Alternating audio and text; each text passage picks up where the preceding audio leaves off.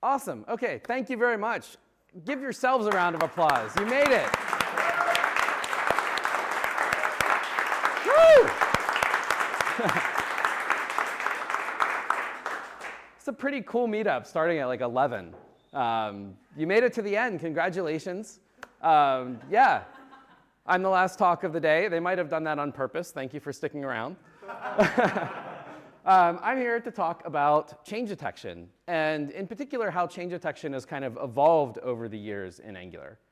And specifically, this is a pretty technical talk. I'm excited to be doing that. I've been wanting to do some more technical Angular content.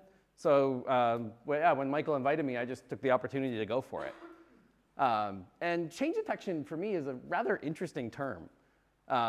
It is almost, I think, entirely in the online space used to talk about Angular's synchronization mechanism. But actually, it's something that a lot of frameworks share. We all have this methodology of how do you ensure that the UI stays in sync with the state. So it's a pretty universal thing. So we'll talk about kind of what change detection is, how it works, when it gets scheduled, things like that. And that's because of this operation. UI is a function of state. I told you, it's a technical talk. We're already doing math, right? This is the basic idea that underpins pretty much every modern framework, from React to Angular, Vue, and Solid, and Svelte. These frameworks all break applications into two pieces.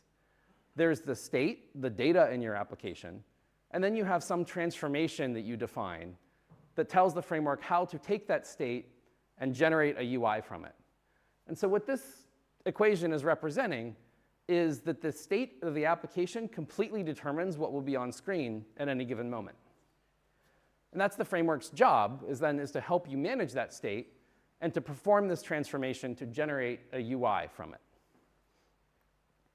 And as beautiful as that mental model is, reality kind of gets in the way.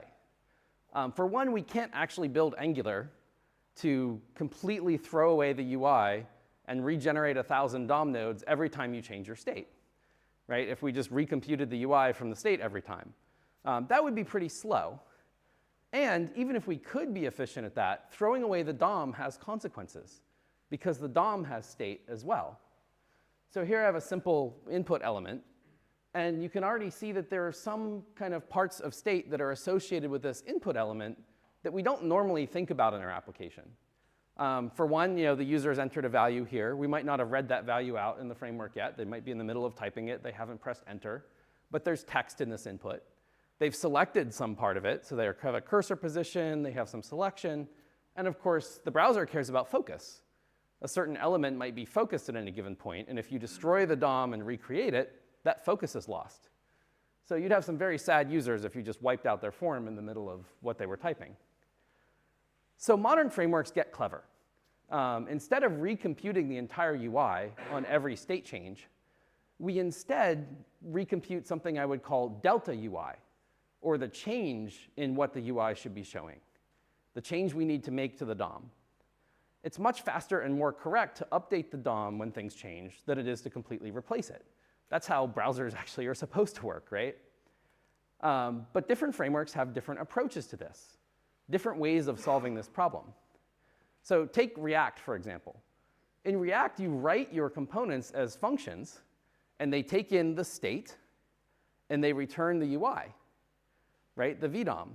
React is embodying this concept of like UI as a function of state. They take it very literally. But instead of replacing the UI, React does a VDOM diff. So they take the return of the component function, diff it with what's already on screen, and that tells them the delta UI, how to update. In Angular, we start by computing the change in the state. So we look at the bindings that you've expressed in your template. We do this change detection operation to figure out how the bindings changed, which one's updated. And that tells us what update needs to be made to the UI. So it's really fun sometimes to reduce these big, massive frameworks with thousands of lines of code to one-liners. Yeah. So as I mentioned, we call this operation change detection in Angular. And back in AngularJS, it really was kind of that simple. We had the digest cycle. It would run over the tree of $scopes, the whole application. It would diff all of the data, and it would determine what update needed to be applied to the UI. But change detection has gotten a bit more responsibilities over the years. Today, its job in Angular includes updating the UI. It also propagates inputs. It runs lifecycle hooks. It is responsible for reactivity and effects. And at the same time, it has to make sure that it doesn't break developers' expectations. It doesn't break this mental model that we're trying to give developers of UI being a function of state. So I'm trying to rebrand change detection a little bit. I think change detection is kind of a poor name for this modern process. It implies this like big global operation. And in fact, we're a lot more nuanced now. So we've actually kind of internally stopped calling it change detection. We now call it synchronization, the process of keeping the UI in sync with the state of your application. So let's dive into that. And I think we can start with like what triggers this synchronization operation, right? How does Angular know that it needs to do some update to the UI? And there are two ways in modern Angular that we initiate synchronization. One is when the framework thinks that something might have updated, and the other is when we know that it has. And you might recognize these two scenarios in disguise. The first is Zone.js, right? Zone.js is based around the idea of the framework knowing that something might have happened. An event listener ran, a timeout fired, a network request came back. We don't know if something has changed or not, but we trigger synchronization anyway, just in case it has. And secondly, there are APIs that you call that tell Angular directly, I'm changing something. I updated the state, you need to update the UI, please keep up with me. Those are things like the mark for check API in change detector ref that async pipe will call for you, or things like setting a signal. And this is how zoneless works. Regardless of whether or not you're using signals, if you're telling Angular that your state is changing through async pipe or through signals, zoneless is able to run synchronization at the right time, even without that signal from zone that something might have changed.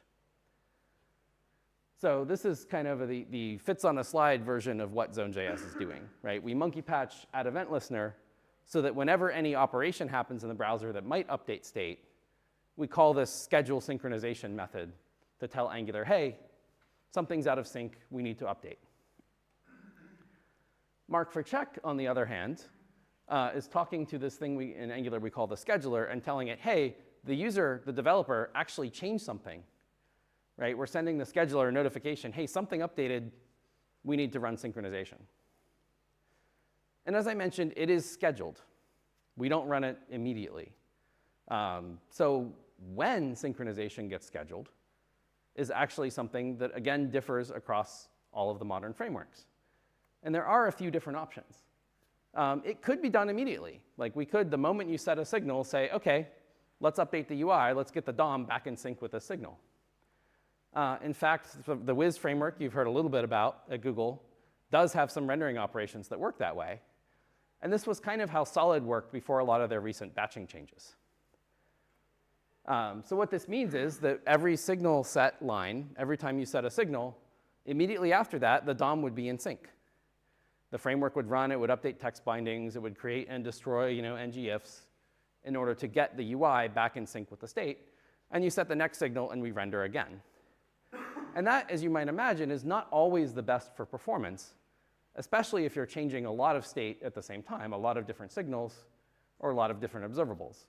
And frameworks that make that choice, like Solid and Wiz, have batching APIs where you can say, this is a boundary. I want to run these set of operations and then do my rendering afterwards. So a common way of avoiding the challenges of synchronous rendering is to wait a microtask, right? Wait for one promise resolve. And that makes sure that all of the state changes that happen kind of synchronously in a row get batched together automatically. And in fact, this is probably the most common approach for rendering out there. This is how Vue works. This is how Svelte works. Pretty much all the other frameworks, React included. It's efficient, it's easy to test, and it's pretty fast. So the pseudocode for what that looks like is kind of this. You have multiple signal sets, but then only after a promise kind of delay does the rendering actually happen. Angular with zones does a similar thing, but Zone has some knowledge that that browser APIs don't give other frameworks off the bat. Zone knows when all the microtasks are done inside of an event. And so we're able to kind of delay synchronization a little bit more and coalesce all the microtasks into one rendering operation at the end. So kind of similar, but not, not quite the same thing. But this approach has one drawback: event bubbling. It is rare, but not unheard of, for applications to have click listeners or multiple event listeners at different levels of the UI. Often you have like some click tracking scripts in the application, or you have a hierarchical UI where you have a tree and every layer of the tree adds a listener to see if someone's clicking on something inside that tree. When that happens, you end up with bubbled events, an event that fires a listener at one level, a listener at another level, and zone, as well as microtask rendering and everything else, will render every event listener, when in fact you want to kind of batch those things together. So I call those kind of batching strategies that work across multiple events, event coalescing, grouping together the state updates from multiple listeners at a time. Angular tries to do this. Zoneless works this way, and you can turn on an option in Zone.js to make it work this way. And it's surprisingly tricky to get right. So generally, our goal is we want to batch rendering as much as possible, right? Rendering is an expensive operation. It involves the diffing. We don't want to do this if we don't have to. We want to let you update as much state as you can before we synchronize it to the UI. But we want to make sure we maintain some guarantees. We never want to show developers or show users a half-updated UI, right? A UI that's lagging behind the current state or that's showing inconsistent things at any given moment. And it's really important the UI shouldn't flicker, right? If you're changing state a couple of times in a row, it shouldn't kind of render something for a split second and then update it the next frame. So we decided as a requirement, when state changes in Angular, it should be on screen by the next paint. The next time the browser draws the UI, it should be in sync again with the state changes. And one option we had to do this was actually set timeout. It turns out that browsers, when you have a timeout and you have a click that bubbles up to multiple event listeners, all of the click listeners will run and then the timer fires. So that's great, except for the fact that it's not always true. It turns out browsers take a lot of liberty in their implementation here, and sometimes the browser will actually force rendering to happen before it fires your timer. So it'll paint the UI before we have a chance to bring it in sync with the state. Of course, there is an API in the browser where you can ask it, hey, tell me before you paint because I have something I need to get on screen, right? That's request animation frame. And that would be perfect, except request animation frame doesn't work in tabs that are not active. So if you open a link in a new tab, in the background, that page would just be sitting there with a white screen waiting on a request animation frame to render that will never happen until the user clicks over to it. And we want, when the user opens a new tab, when they click over to it, that page should be already rendered, ready to go. Another problem is that in tests, request animation frame is often mocked with a set timeout of about 16 milliseconds. And that just artificially slows down tests. Like, you don't want your tests waiting real time. So neither of these APIs really give us what we want. Set timeout does not have the guarantee that we want, that it happens before the next paint, although it does run in background tabs. And request animation frame gives us the guarantee, but doesn't run in the background. So we just combine them. We actually run both anytime we think synchronization is needed. And whichever one finishes first is the thing that actually synchronizes the UI. We actually talked extensively with the Chrome team, who are working on kind of the task processing in the browser, about all the different options. And this is the one that kind of meets all of our performance and semantic guarantees. So we call it the RafRace, Racing Request Animation Frame. So now we know what triggers synchronization and how it gets scheduled. Let's talk about what it actually does. And as I mentioned, that's a lot, right? It's responsible for running effects, for refreshing what we call the view tree, the tree of the UI. And that includes things like DOM updates, inputs, queries, lifecycle hooks. And then synchronization also runs what we call the after render hooks. Those times when you ask Angular, hey, please tell me when you're done rendering so I can do something with the result. one thing to keep in mind is that order is actually very important here. Every UI, especially component UIs, have a hierarchy. And bad things happen if you ignore that hierarchy when you're trying to render. Let me give you an example. So we have a template. This template prints the user's name in one binding, user.name, but it's guarded by this if condition. And this if condition is saying, hey, if the user's not defined, don't bother trying to display the name. So what do you think happens if the name is defined, we set it to undefined, and Angular checks the user.name binding before it checks the if? We crash the browser, right? We try to access .name on undefined.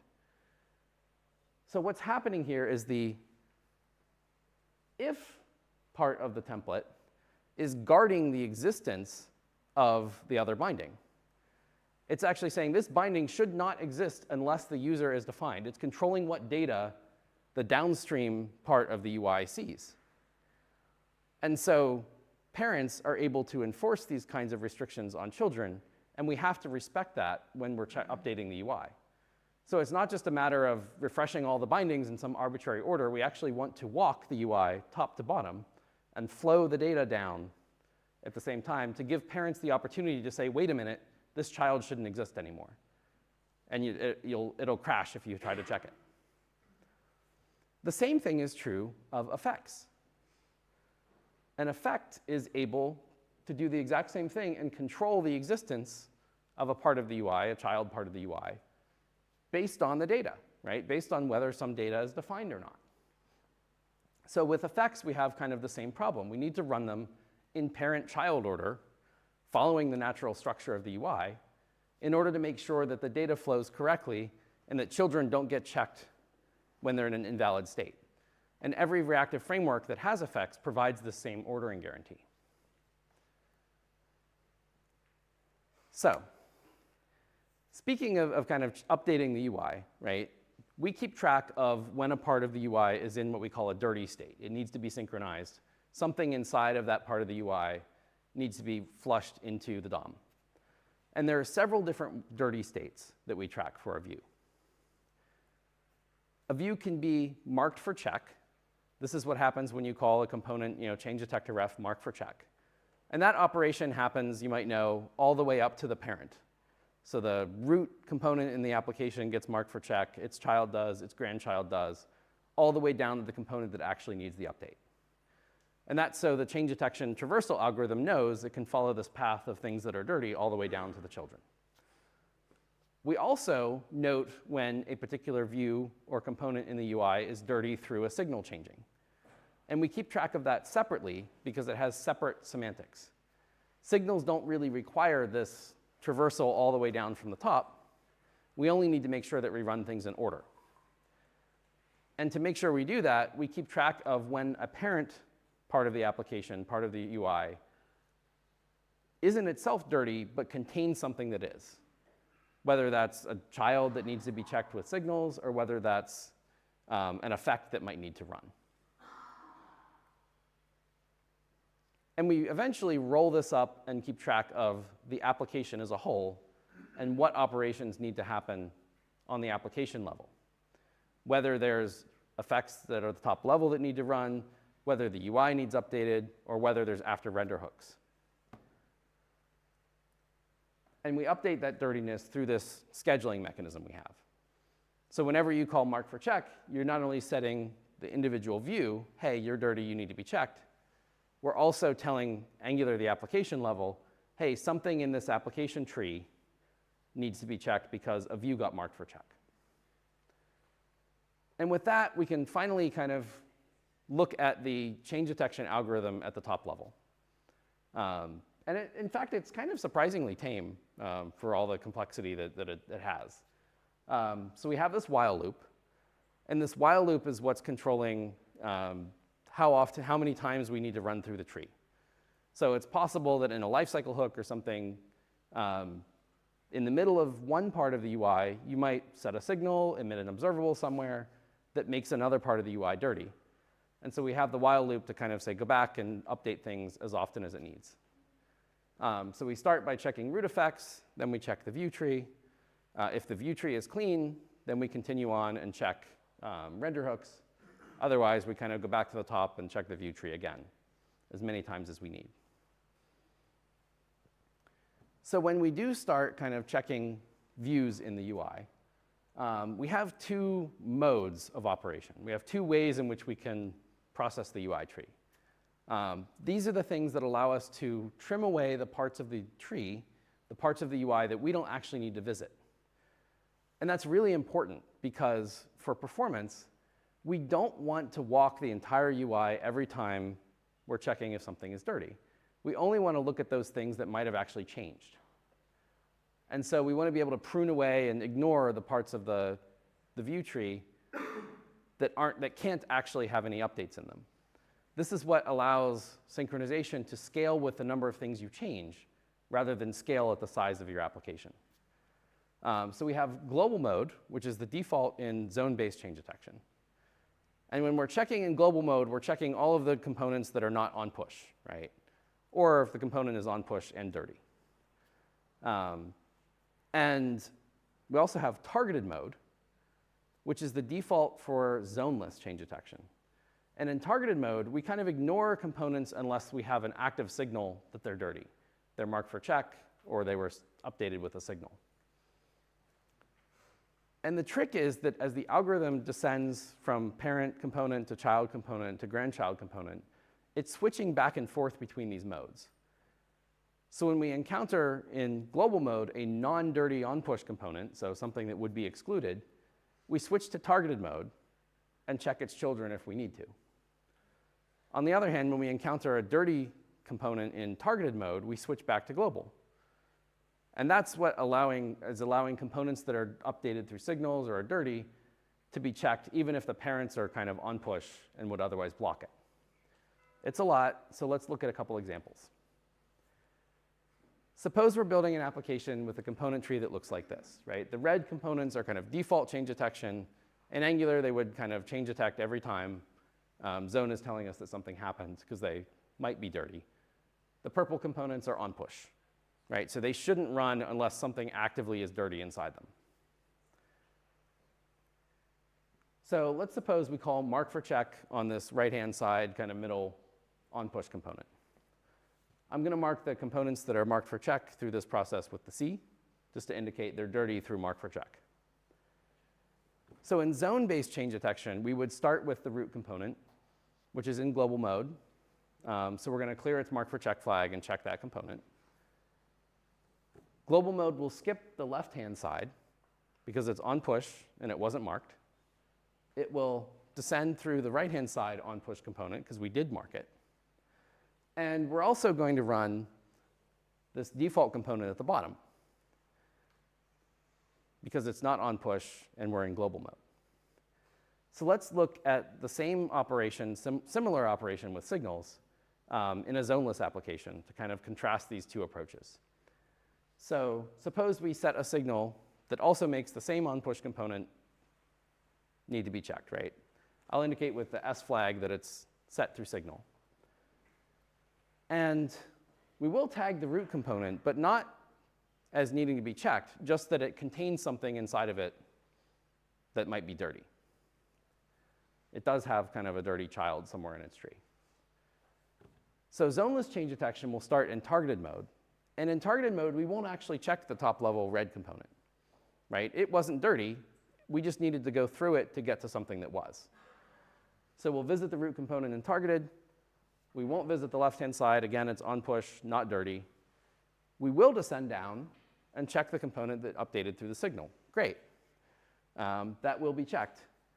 And because we found a dirty component in targeted mode, we'll switch back to global and proceed down the tree and check the kind of default change detection component in there. And that's because when you have a component that gets dirty, it can push state down to its children. And so they do need to be checked. So hopefully those examples kind of illustrate the main kind of process of how Angular checks views in the right order and skipping the things that don't need to be checked. There's another interesting part of this equation, though, which is what actually gets checked when something is marked as dirty. And the answer today is we do that operation on the component level. So we check the component and all of the views that are created inside of that component together. And let's look at why. So here we have an example template. It has kind of a parent view that has a for loop. And it might have 1 to 1,000 child views for each item inside that for loop. Angular calls those embedded views, you might know. And the top level is reading a signal, items. And you might notice the child views are not reading any signals, right? They just get their item from the parent, from the for loop, as a plain value. And so if we wanted to be able to check the parent, but not the children, or check the children, but not the parent, we would have to separate those somehow. We would have to give Angular specific information that the parent changed, the items changed, but not each individual item, or vice versa. And even without signals, you can see that our APIs weren't really designed for this. When you call mark for check, you're calling it at a component level. It's marking the entire component, everything in that for loop, all of the rows, as needing to be checked. You don't have a way of telling Angular specifically which row, which item needs changed. Basically, Angular was written with the assumption that all of the views in a component, all of the rows in a for loop, et cetera, get checked together. And a lot of components just take advantage of this assumption. They assume that all the lifecycle hooks are going to run. They assume that kind of every operation is going to happen inside that UI. And changing these rules would be quite breaking. So if we want to switch from component granularity to view granularity, if we want to check the individual rows in a table, we need to ask developers to opt in to a different set of rules, a different set of assumptions about how components work. And that's the basic idea behind what we've described before as signal components. And a signal component is something where you promise Angular, hey, I will only ever make a change to this component through a signal. Any one of my views in my UI will only ever update when a signal that it reads changes. And if you make that promise, then Angular can say, OK, I can check these things separately, because I know that the parent is never going to push a value to a child without using a signal to do it. And if those are the rules, then Angular would also have to play by them. So when we have a for loop that's creating 1,000 child views, right, one row per item in this list, for would also have to tell you, hey, I'm going to give you the item as a signal, because that's the only way you'll know that this thing ever changes. So for would have to propagate kind of the reactivity from the loop to the loop variable. So in kind of modern Angular today, this change detection or synchronization operation is pretty streamlined. It handles zone and zoneless use cases. It handles kind of marking views dirty through mark for check, marking views dirty through signals. And it does this in an efficient way. It scales with the number of things that are dirty in your UI, the number of changes you make, not with the size of your application. You can have a component tree that has 1,000 components, but if they're correctly kind of on push and isolated, then updates only need to check those components that actually need it. So thank you very much for coming with me on this little journey of exploration through Angular change detection. And I'll turn it back over to Julian.